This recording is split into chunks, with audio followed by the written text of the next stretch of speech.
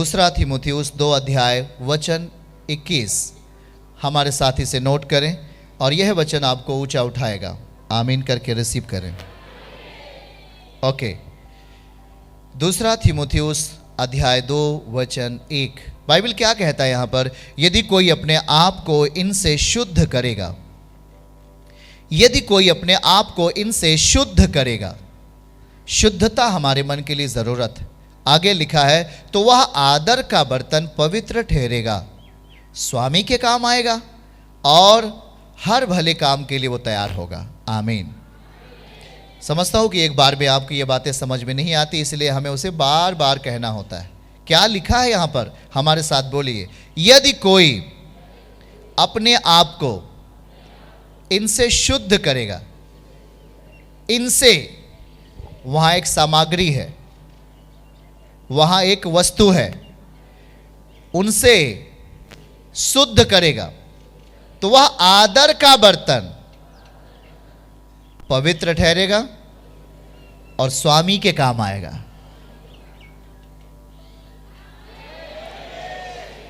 सुनना भाई, आप लोग होशोहवास में बैठे कि नहीं बैठे? हालेलुया।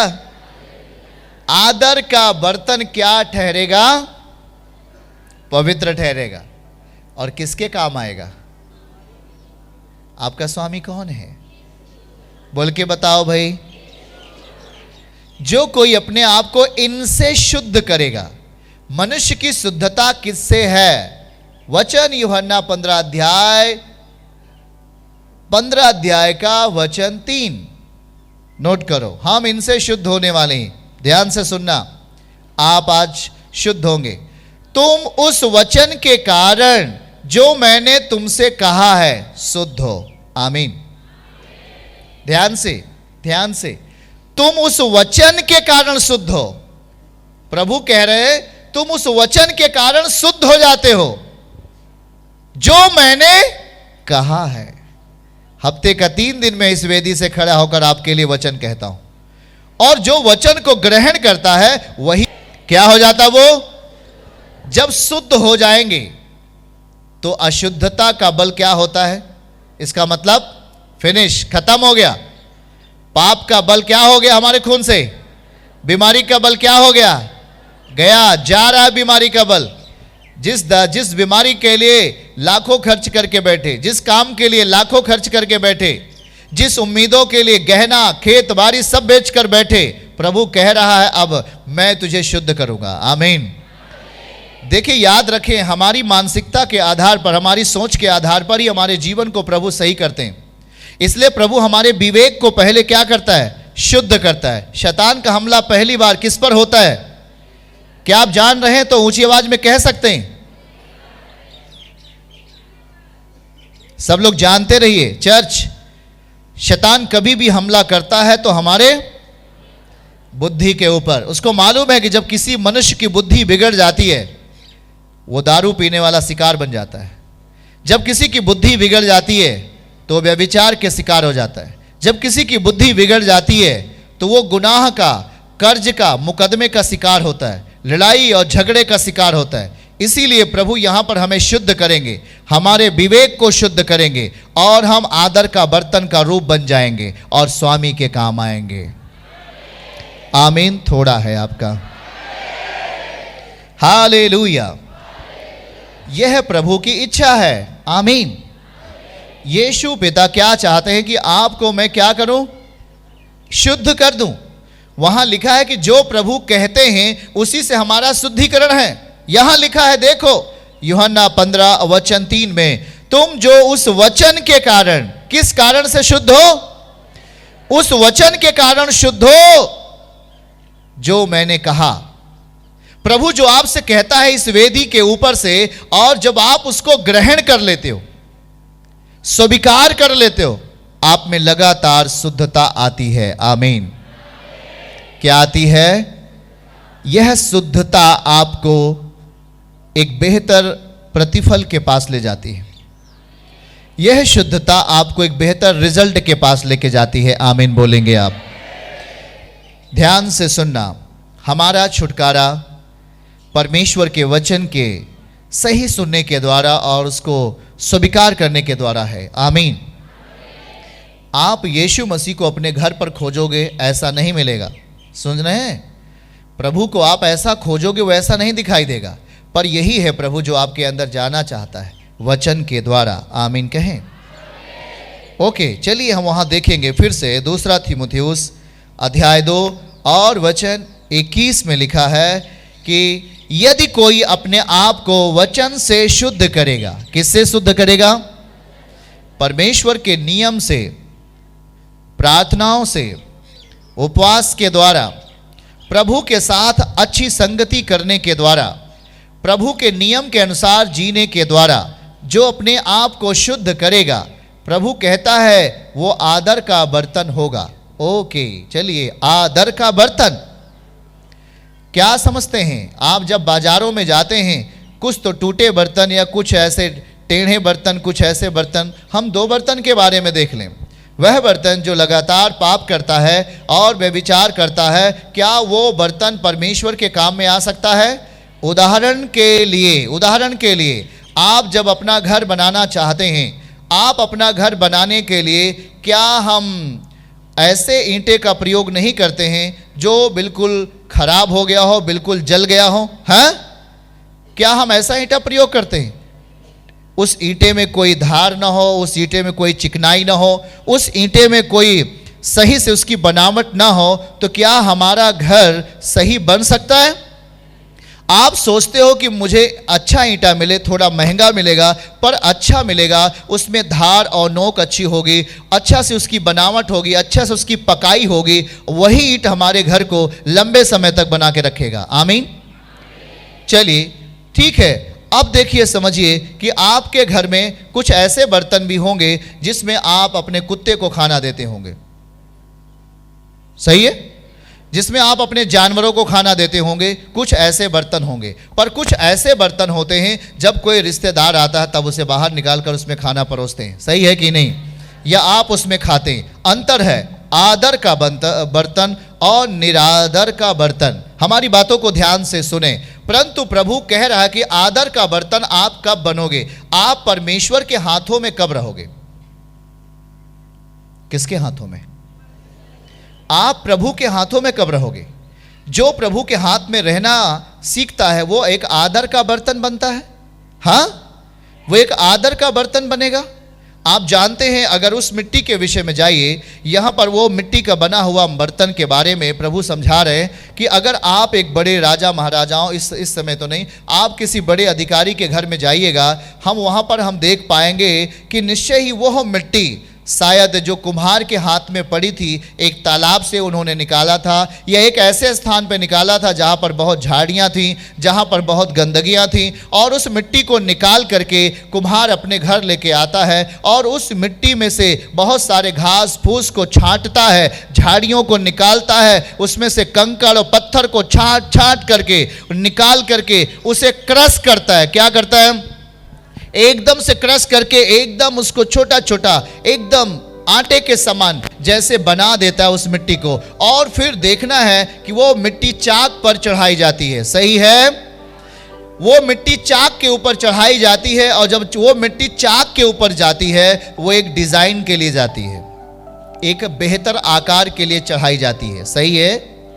जब तक वो चाक पे नहीं जाएगी वो मिट्टी, तब तक उस मिट्टी को एक बेहतर आकार नहीं मिलेगा, बेहतर डिजाइन नहीं मिलेगा, आदर का बर्तन नहीं बनेगा। कुम्हार जब भी अपने चाक के ऊपर मिट्टी को चढ़ा लेता है तो सोच लेना कि ये आदर का बर्तन बनने वाला है। वो आदर का बर्तन बनेगा, किसी के ओंठ को चूम लेगा, किसी के घर की शोभा बढ़ाने वाला है। सही है कि नहीं? बोल के बताएं। मैं समझता हूं कि आप वहीं से उठाए गए वह मिट्टी का बर्तन आप हैं जो आदर के लिए तैयार किए जा रहे हैं यीशु मसीह के नाम में। समझो हम कहां थे, अब कहां हैं। हालेलुया। कोई तो पाप में था, कोई तो गुनाह में था, कोई तो मुकदमे में था। अब पर देखो प्रभु किस तरीके से एक ऐसे वक्त को लेके आता है। इसलिए बाइबल हमेशा समझाती है, प्रभु यीशु पिता कह रहे होते, ठीक समय पर मैं तुझे जब दूंगा तुझे बेहद आनंद मिलेगा।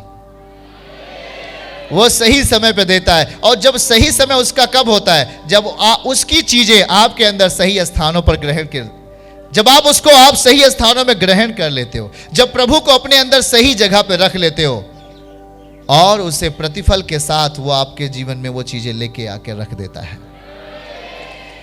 आमीन। कभी भी अपनी लाइफ में जल्दबाजी के लिए जगह मत दो। हालेलुया। चलो, हम आदर का बर्तन बनने के लिए तैयार हैं क्या? आदर का बर्तन याद रखने, वहां लिखा है बाइबल में कि वो आदर का बर्तन पवित्र ठहरता है। ऐसे ही नहीं होगा। आज इस बहन ने अगर घर प्राप्त किया तो वो 7 साल के पहले का विश्वास था। मैं समझता हूं कुछ को पहले मिल जाता है, कुछ को देर में मिलता है, पर जिसको और देर में मिलता है वो ज्यादा मजबूत स्थिति हो जाती है उसके यीशु के नाम में। मैं समझता हूं कि वो और ज्यादा आप खुश होगी। आमीन। हालेलुया। हमें प्रभु को उतना ही आदर देना चाहिए जितना वो जानते हैं। उसको आदर देने में कमी घटी नहीं करना चाहिए। चाहे हमें पहले मिल जाए, चाहे हमें बाद में मिले, हमें उसको आदर उतना ही देना चाहिए। देखो, याद रखो, यहां बाइबल कहती कि यदि कोई अपने आप को इनसे शुद्ध करेगा, शुद्ध करने के लिए आपके पास एक चीज है। आप पाप नहीं कर सकते, आप गुनाह में नहीं जा सकते, आप गलती नहीं कर पाओगे। इसके लिए वो चीजें आपको सौंपी जाती हैं, आपको परोसी जाती हैं। यहां से यदि कोई अपने आप को इनसे शुद्ध करेगा, वो आदर का बर्तन बन जाएगा, और वो आदर का बर्तन पवित्र बर्तन होगा। आमीन। परमेश्वर के राज्य में जीने के लिए हमें गुनाह का बर्तन उसके काम नहीं आता, पर वो गुनाह के बर्तन को अपने लहू से धोना जरूर चाहता है। आमीन। यही तो है अनुग्रह का सुसमाचार कि सर्वशक्तिमान बहुत दुनिया खोज रही है सच्चाई के परमेश्वर को, शायद वो उसे नहीं प्राप्त कर पा रहे हैं, परंतु प्रभु ने हमें अनुग्रह से बुला लिया, हमें अनुग्रह से अपने निकट बुला लिया और कहा कि मैं तेरी परिस्थितियों को बदलने के लिए सामर्थी हूं और तेरे सामने खड़ा हूं। जिस तकलीफों के लिए तू दर दर भटक रहा है, मैं उसे 1 सेकंड में उसे पीछे कर सकता हूं। तेरे लिए मैं आनंद को दे सकता हूं, तेरे परिवार के बच्चों के लिए मैं उन्नति दे सकता हूं, पर तू मुझे पूरे मन के साथ अपने अंदर आने के लिए तो बोल। आमीन। हमें एक ऐसा वचन दिया जाता है, वो वचन ही हमारे शुद्धिकरण का रास्ता होता है। वचन के कारण मैं शुद्ध होता हूं, और यहां पर लिखा गया जो अपने आप को इनसे शुद्ध करेगा। शुद्धता जब हमारे अंदर आती है, हम आदर के बर्तन बनते हैं। आदर का बर्तन तब बनते हैं जब हमारे अंदर पवित्रता ही आ जाती है। आमीन। आदर का बर्तन करते हैं। प्रभु का वचन हमें शुद्ध करता है, और हम दूसरे स्तर पर एक आदर के बर्तन की भूमिका में बदल जाते हैं, और फिर तीसरे स्तर पर हम स्वामी के काम आते हैं।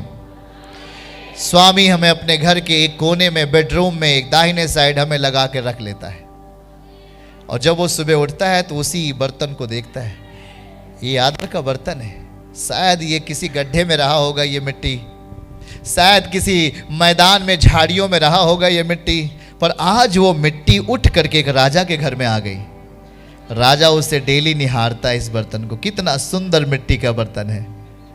याद रखो, कितना भी बड़ा आदमी क्यों न हो, कितना भी धनवान आदमी क्यों न हो, पर उसके घर में मिट्टी का बर्तन जरूर होगा। मिट्टी का बर्तन, सही है कि नहीं? जब बढ़िया घर बन जाता है तो सोचा जाता है कि अब इसमें फूल लगना चाहिए, गुलदस्ते लगने चाहिए। आप उसी मिट्टी के बने हुए गुलदस्ते को लेके आते हो कि नहीं आते हो, घर में लगाते हो? आप उसे घर को सजाते हो, अपने घर के अंदर भी रख देते हो। और बहुत सारे ऐसे मिट्टी के बर्तन हैं जो बहुत खूबसूरत तरीके से कुम्हार बना देता है। कब ये बना, हम कब ऐसे होंगे, हमारी लाइफ में ऐसा कब होगा? प्रिय संतानों, हमें प्रभु ने एक अवसर दिया, हमारे पास एक सुसमाचार का अनुग्रह हमारे पास आया, और उसने कहा कि कोई भी व्यक्ति जो अपने आप को मेरे वचन से शुद्ध करेगा, मुझसे वो शुद्ध होना चाहेगा, तो लिखा है कि वो जब शुद्ध होगा तो वो आदर का बर्तन का रूप ले लेगा, और जब वो आदर का बर्तन बनेगा तो वो पवित्र बर्तन होगा जो सर्वशक्तिमान परमेश्वर के राज्य के लिए उपयोग किया जाएगा। आमीन। किसी ने कहा कि मुझे सुसमाचार दे दिया और मैं आज प्रभु को जान गया हूं और मैं चंगा हो गया हूं।